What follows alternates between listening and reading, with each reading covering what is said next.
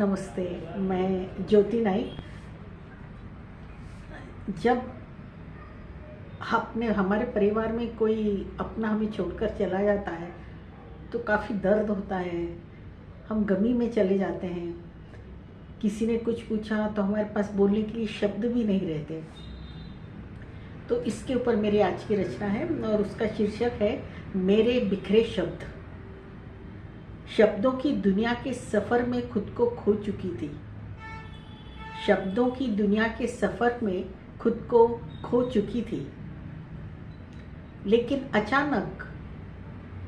अचानक कहीं से बादलों ने आ घेरा, गमों की बौछार कर दी और लेकर चले गए मेरे सभी अपनों को। लेकिन अचानक कहीं से काले बादलों ने आ घेरा, गमों की बौछार कर दी और लेकर चले गए मेरे सभी अपनों को। मेरे सारे शब्द गीले होकर बिखर गए। मैं उन्हें फिर से समेटने की कोशिश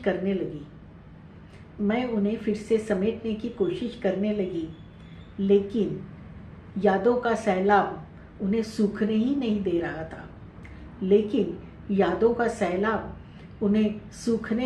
दे रहा था। या शायद मेरे आंसुओं से हवा भी भीगी सी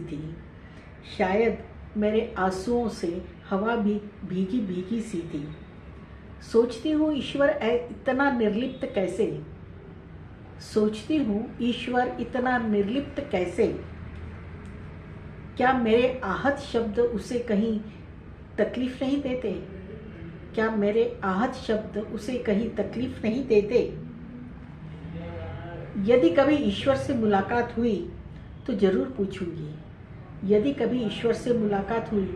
जरूर पूछूंगी कि जीवन का ऐसा अजीब खेल क्यों खेला है।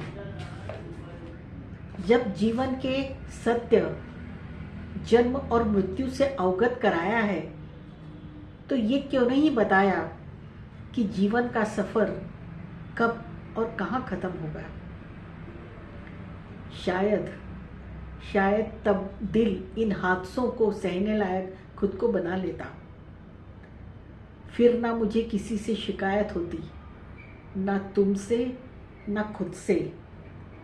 ना फिर अपनों के जाने का उतना गम होता, ना मेरे एहसास बिखरते, ना मेरे शब्द टूटते और ना रोना आता। होता तो केवल एक खामोश दर्द, सुकून भरा एहसास। धन्यवाद। और सही है कि जब कोई अपना हमें छोड़कर जाता है तो हम सब कुछ भूल जाते हैं। केवल बार बार वो ही शख्स हमारे आंखों के सामने आता है।